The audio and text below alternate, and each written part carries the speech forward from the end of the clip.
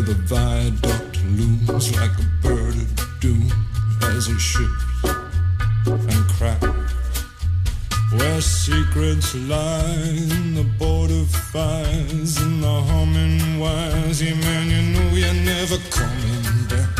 Across the square, across the bridge, past the mills, past the stacks. They're whispering his name through this disappearing land, but hidden in his coat is a red right hand.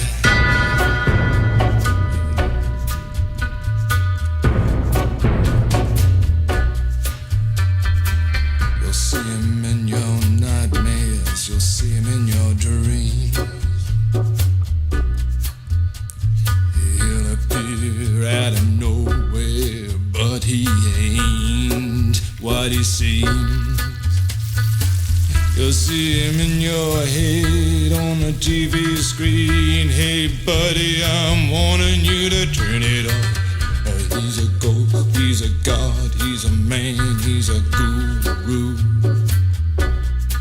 You're one microscopic cog in his catastrophic plan, designed and directed by his red right hand.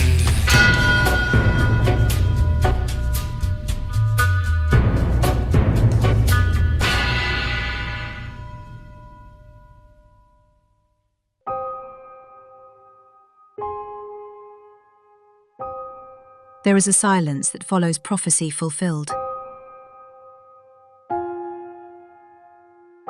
It does not come with trumpets or celestial song. It crawls, wet and slow, from the mouths of corpses, filling the lungs of those who remain.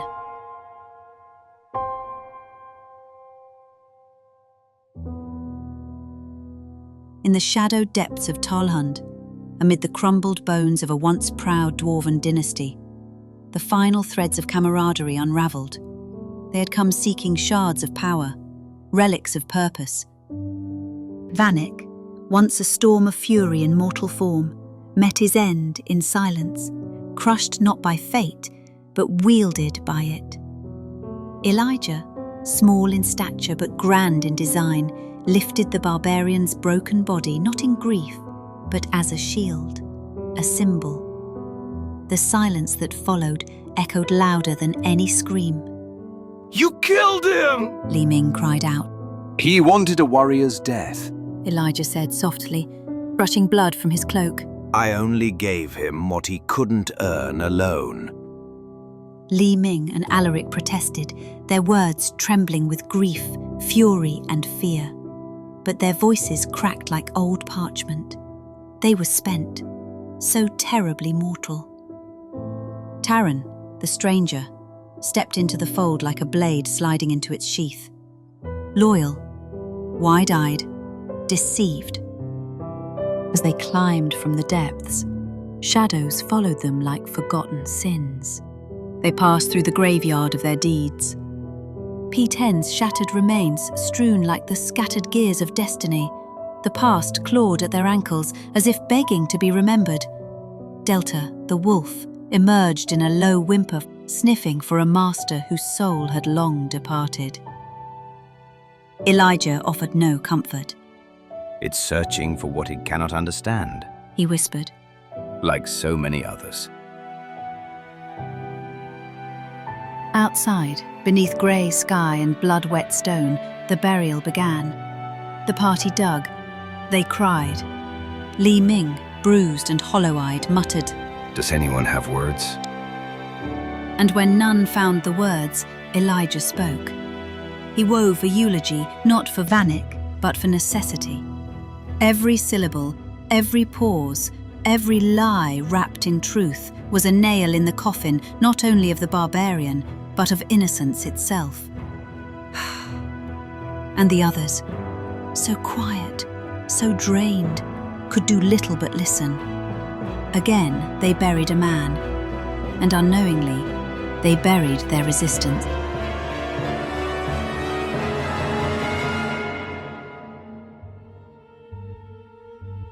The horses were gone, of course.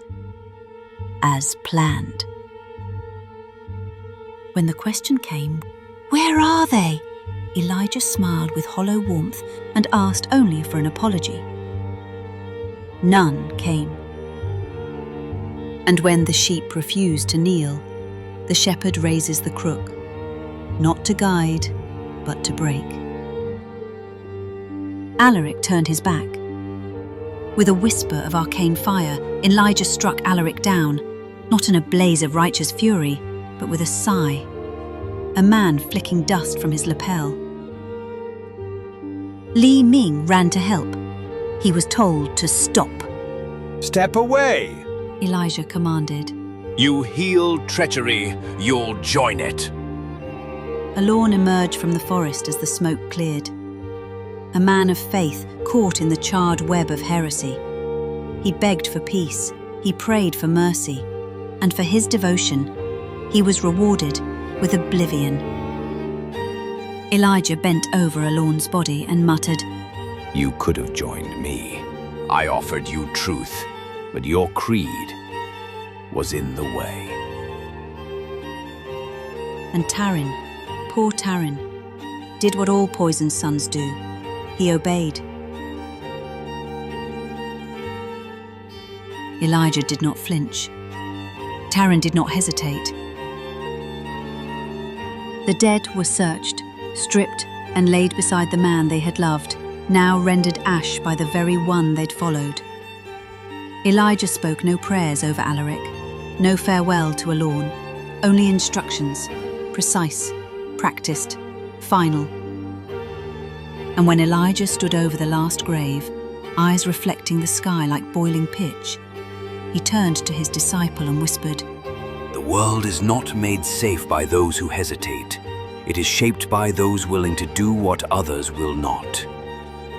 3 more graves, dug by hands that still believed in something righteous. Elijah watched with dry eyes and a quiet heart.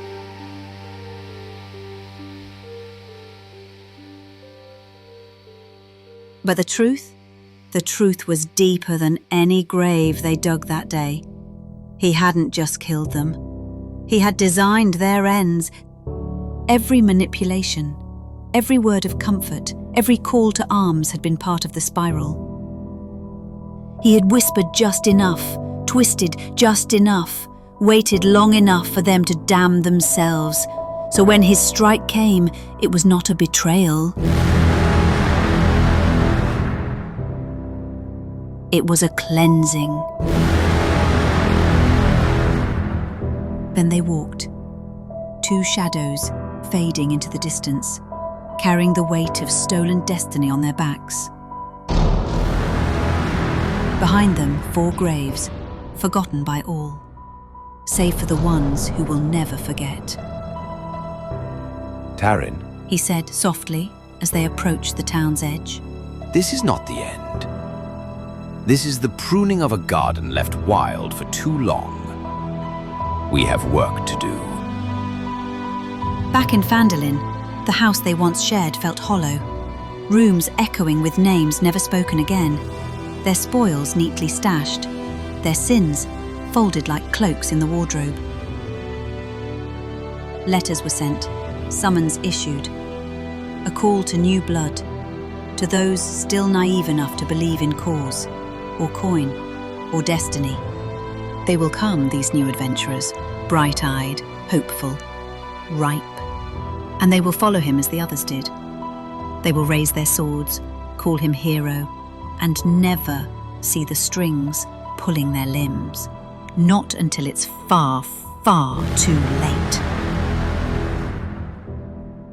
This is no longer a story of a party of adventurers. This is the story of a man who believed the world owed him power. And how he was willing to kill to get it.